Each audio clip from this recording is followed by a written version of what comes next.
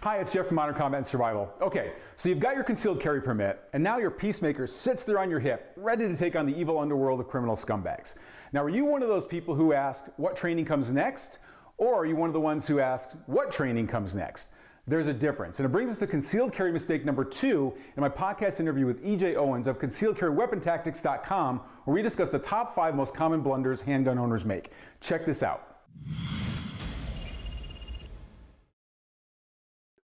So EJ, what is in your training with concealed carry operators? What is mistake number 2 on your top 5 list and the fix for it? I would say not having current and or complete handgun training.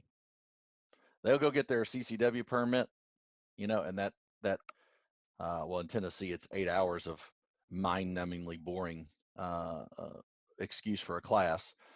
Where the state just can say, look, we told you so, but you didn't learn anything. They do the concealed carry permit. They act like they graduated from college with a degree, and now they're off and ready to battle the evil that's out there. And that's so far from the truth. Now, from those people who go take their CCW class and they get it, it's like, honestly, that's like just like graduating from high school. It's kind of expected, right? You don't really get a whole fanfare and applause for that. Some of them, a larger portion of those people will go and get a class. They'll take a class, like, hey, I got nothing I'm doing on a Saturday right now. Let's just go out there to the range and take this class. And then that's it. Hey, I shot my 100 and some odd rounds at the indoor range and it was great. And all 30 of us high-fived each other at our small holes and paper targets. But in reality, like, that was probably more of a fundamentals class than it was a true how do you survive a gunfight class. So there's a whole pipeline of training that goes on. It doesn't have to be accomplished overnight. It doesn't have to be accomplished in one day, or even a year. But you've got to understand that there is so much more to it. So when you look at, there's that statement out there is like 10,000 hours makes you, an expert requires a minimum of 10,000 hours of practice in performing that task before we can truly be considered an expert. Well, look, let's cut that in half. Where's 3,000 to 5,000 hours? And nobody putting in that kind of stuff. Most people aren't shooting 3,000 to 5,000 rounds,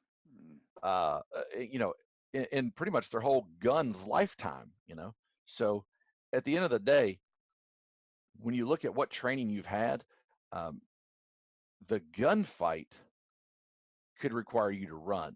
It could require you to pick yourself back up off the ground. It could require you to use one hand.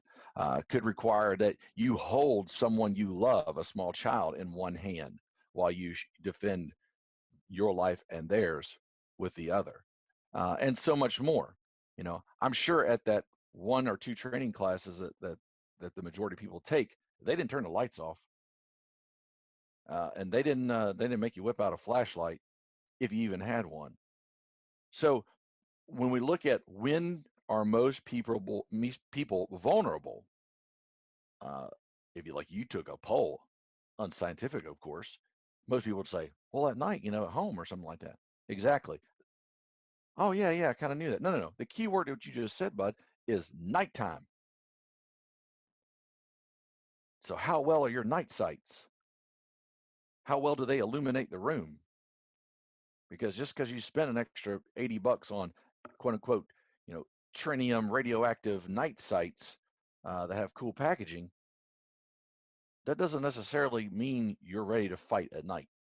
So do you know how to work a flashlight? Do you know how to move under the cover of darkness? Do you know when to use it? So I just say all that to say that when you're looking at people who get training and they have a CCW, that's kind of where we see it stop. And then we get some people who will get some training and then they kind of work it in. But you've got to understand there's a pipeline. And because you did a class 2 years ago, that doesn't really mean anything. I mean, like there's a saying in baseball that says the home runs of yesterday help you in no way today. You know, and so when you look at current training, things are changing. Like, you know, we're finding better ways to do things. If nothing else, a more ergonomical way of doing things to decrease time, to increase effectiveness of your shot placement. You know, we're understanding more about the kinesthetic motion that's involved in the actual shooting, because never more than right now has studying gunfighting been so prominent. The military study, law enforcement is studying it, and there are a lot of civilian organizations that are really, really studying it. And I hate to even say it, but more or less akin to an art form versus a task-based approach. You know, step to the line, ready on the right, ready on the left. No, scenario-driven, force on force, feeling what that body does under stress and adrenaline rush. What is your thought process like? Are you a true fight or are you a flight? You know, what's your natural inclination when pushed with your hot button? What is your hot button? What made you draw the gun out? And so on and so forth. So current and complete handgun training. Now, when I say complete, it's kind of like a misnomer, because I would say it's never really going to be truly complete. But when we look at the totality, and what I mean by complete, I mean the totality of facets of training. So you have your skills-based training, which is standing on the line, learning how to shoot, trigger, sight alignment, trigger control, reset, all that good stuff. You've got to have that. Then we've got to add movement of the body into it. And what does that do to our sight picture? And what does that do to our shot groups? Then we're moving into light conditions, so low light and no light, multiple targets, low light, no light.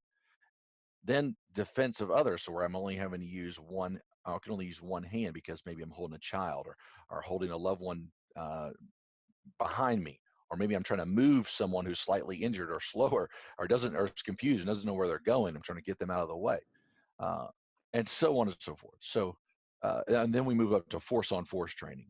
So having some experience in all of those totalities of or those genres of training is really important, and then staying fresh. Yeah. Yeah, I mean, in some ways, I mean, if people see that as their foundational training is that concealed carry class, all we've done is just give somebody the ability to go out there with a gun and be untrained in public, which is a danger to everybody, frankly. So as much as we love good Absolutely. guys with guns out there, I mean, it's trained good guys with guns that are really the ones that end up becoming the heroes and saving their lives and those they love.